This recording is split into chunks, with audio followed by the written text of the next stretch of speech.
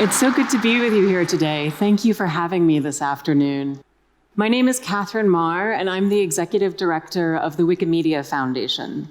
Now, you may never have heard of the Wikimedia Foundation, but you probably have heard of Wikipedia. Can I perhaps see a show of hands who here in this room has used Wikipedia? Okay, that's great. Thank you. If you take a look around at who raised their hand, you can see that Wikipedia is incredibly well known. And in fact, your curiosity has made Wikipedia one of the most visited websites on the planet, with about 1 billion users every single month from all over the world. So, as the head of Wikipedia, very often people ask me questions as though I actually know all the answers, like I am Wikipedia myself. Some people think that this is the case, but I use Wikipedia just like everyone else to figure things out. So I get questions about whether the universe has a color, which it does. It's cosmic latte is the color. Or whether bears are related to dogs, which they are not. It's the same suborder, but a very different species.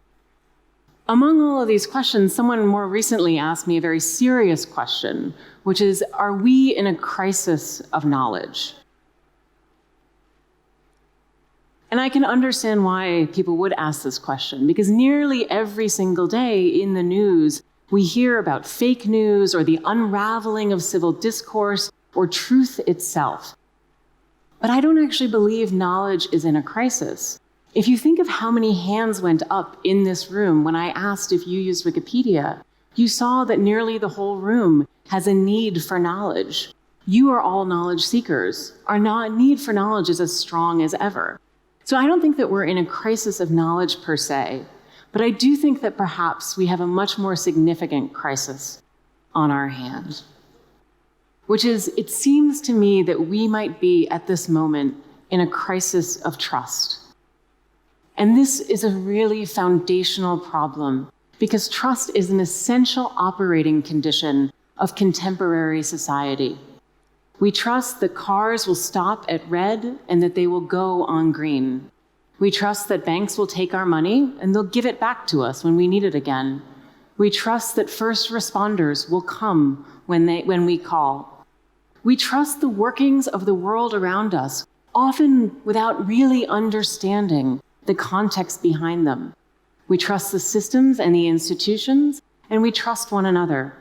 We trust at many levels, which forms the invisible infrastructure of our globalized world and allows it to function. However, it seems as though we are in a crisis of trust that is unprecedented in living memory. From governments to the press, from medicine to science, people are turning away from traditional sources of authority. Around the world, confidence in electoral democracy is collapsing. Citizens have lost trust in political processes designed to represent them. And people are seeking new forms of media because they no longer know whom to trust. Some economists think that the reason for this decline in trust is because of gaps in income, widening income inequality. Fewer people are finding their way to the top of the ladder. Governance experts point to corruption, the capture of institutions by the elite at the expense of the poor in ways that permanently tip the scale.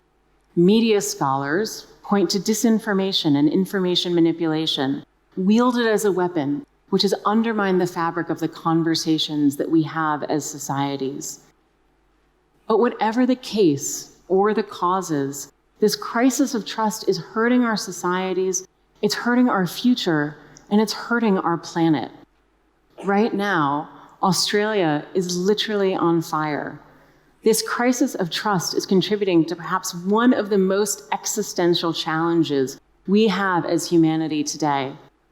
Globally, we all know the scale of the climate crisis, but we struggle to come to agreement on the actions that we need to take to address it, the necessary interventions, our respective responsibilities. As a nation, Chile has actually been at the forefront of many of these conversations.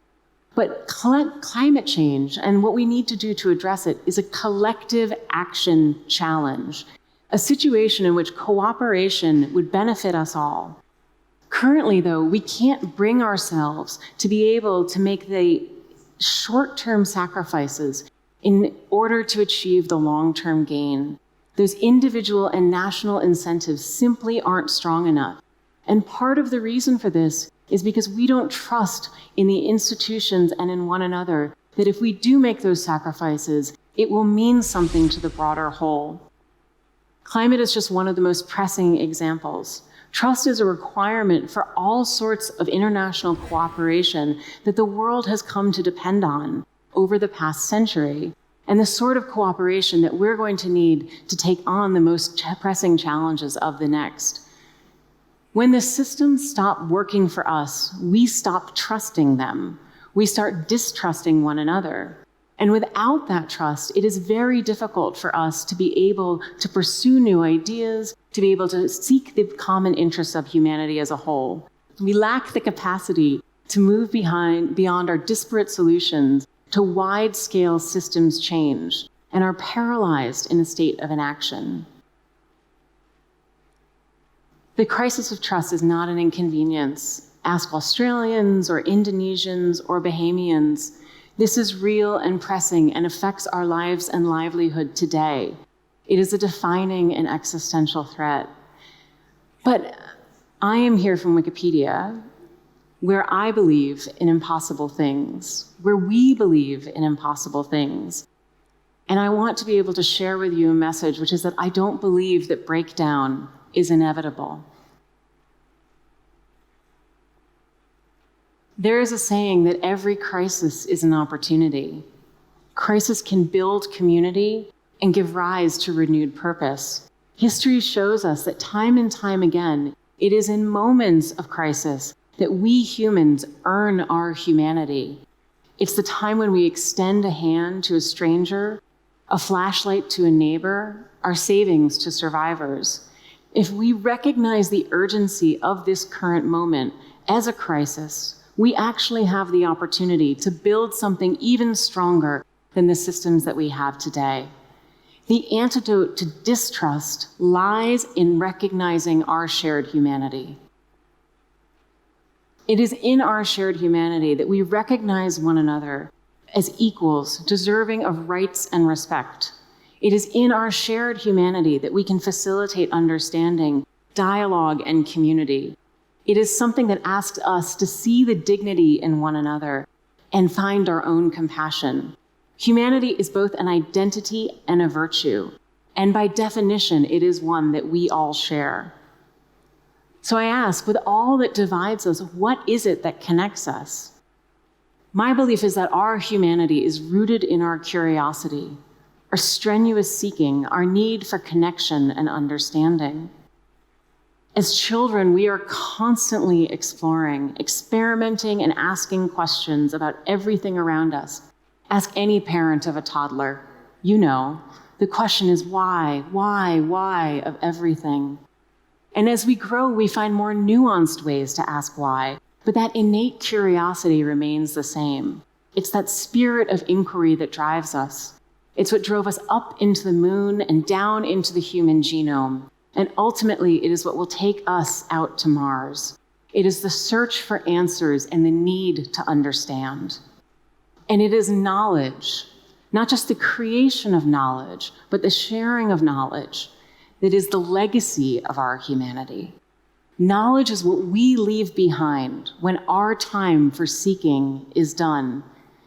I look out at this room today, and the people here, and of course the people gathered all over Chile, at the largest knowledge and science festival in South America. The Congreso Futuro is a testament to that need for seeking and understanding.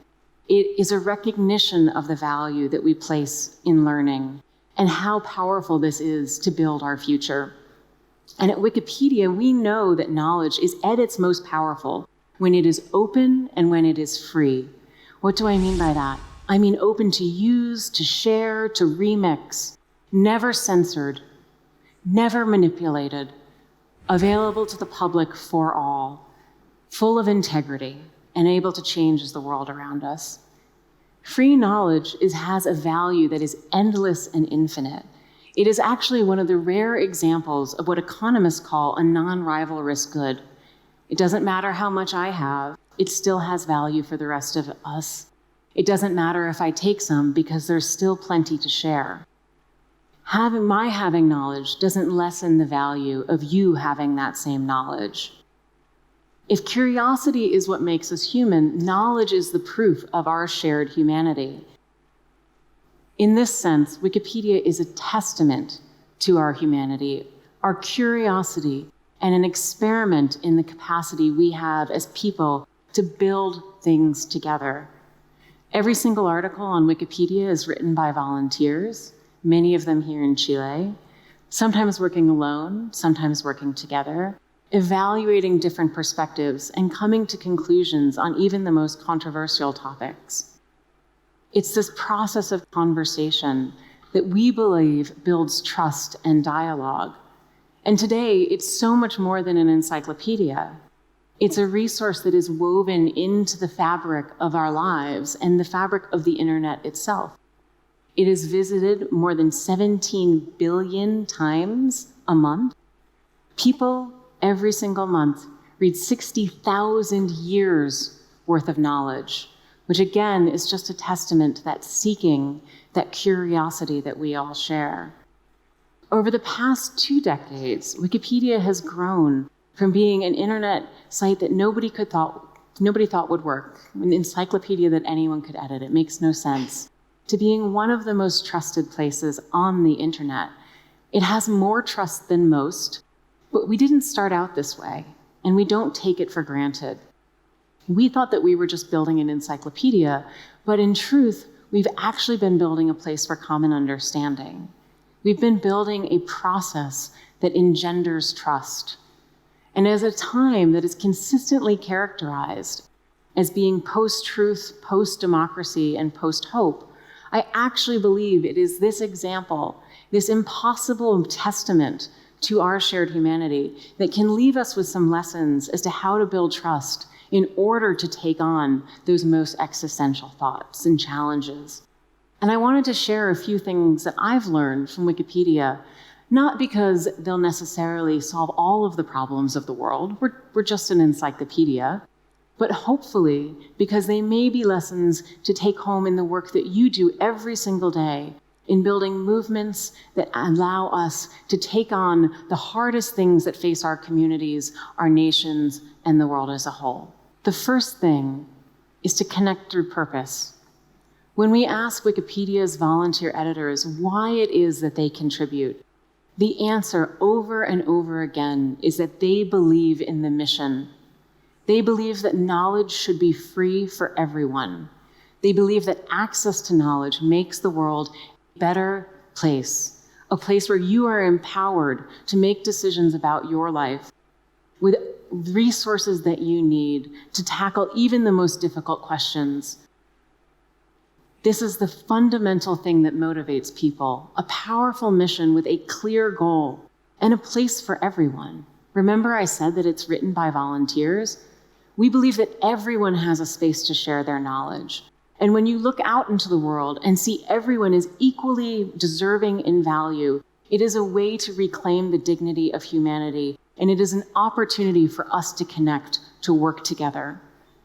You're here in this room today because you believe that a big idea can in fact improve our lives, our livelihoods, the state of the world as a whole.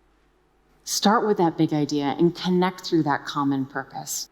Give people a space to be motivated. Give people a space to find their passion. Make sure it's open to all. The second thing is to create the space for people to build their own solutions. If you've ever looked at Wikipedia behind the scenes, it's actually very simple as a piece of software. It's really just an open, it's HTML and CSS on a database. It's incredibly simple. It's all open source. And if you were to think about it in comparison to a blank sheet of paper, that's functionally what it is. It gives people the place to solve their own problems. It opens up the back end of the system so that people can get in there and tinker. It allows us to solve solutions locally, depending on what those needs actually are. It doesn't have too many rules. It turns out that rules are really restricting to the ability of people to be creative. The rules that we set for our societies are often ways in which we limit and control and impose power on one another. It's far better to start with a set of values, be they openness or inclusivity or participation, and allow a culture to build from there. When you start with a set of values, the norms that develop over time become the rules that govern, rather than starting with a set of rules that tells people what they can't do. The next thing that we would point to is the need to share power. One of the things that makes Wikipedia tremendously different is that I'm not in charge of it. Nobody is in charge of it. It's something that we share and build together. It's something that every single person has a voice in. It's actually one of the reasons I find it a little hard to get on stage and tell you how it works, because I know just as much as the next person about what it means to make this thing possible. Sharing power is fundamentally different from the way that most of society has been built over time. For centuries, in the space of knowledge, it was the domain of the elite. Knowledge was used to build empires of capital, of religion, of geography, and of power. The exclusion of the majority of the world from access to knowledge was a way of maintaining control and withholding power within an elite subset.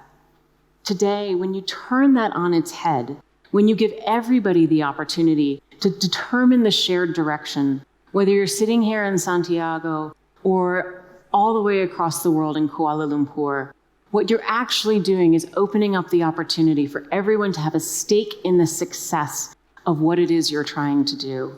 If we want to solve the most pressing challenges of the day, everybody has to have a stake in the success.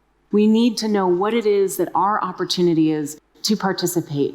We need to know that our participation is meaningful. And we need to know that when we raise our voice, change can actually happen. Now, having said that, shared power is not simple or easy. It requires patience and humility and generosity. It requires acknowledging that no one of us has the solutions, that in fact, the most enduring answers come from all of us when the room is open and inclusive to all voices. So if the question is trust and the answer is our humanity, where then do we begin? We're all gathered here at the beginning of a new decade because we believe in that power of the idea. Despite all the evidence around us, we believe in the power of humanity to perhaps build a world that is better, more equitable, and full of opportunity for all. Large-scale change starts on the individual level. Wikipedia is an encyclopedia. It's been written and built one word at a time, one edit, one change, one citation, hundreds of millions and billions of contributions over nearly 20 years by millions of people. Today, it is the largest resource ever available in as many languages, freely available to the public. But as I said, we didn't start that way. Building change takes time. It requires patience and humility. It requires the ability to engage in hundreds, if not thousands, of small decisions every single day, negotiations of shared power, negotiations of inclusion, negotiations about what our values truly are and what we want to see in the world. Hope for our future will come from these small changes. It will come from the small actions that we individually make. It will come from our collective action that we build together as a result of each and everything that you do, not from competition, but from collaboration. I genuinely believe that no single one of us has the power to save the world, much as we might all want to. Certainly not Wikipedia, which, as I said, is an encyclopedia on the internet, and not me, and as much as I hate to say it, not any one of you here today, which is too bad because our world really needs some saving right now. It's not up to any one of us. It's up to all of us together. And so if the one thing that I ask you to leave this room with is the understanding that the future is not a solo act. It requires looking to the person to the left of you, looking to the person to the right of you, and finding their dignity. It requires remembering the humanity of others when you leave this room, and it requires bringing that into everything that you do in your day and in your lives. It requires the courage of small actions to build a collective whole. It's only all of us together. Thank you.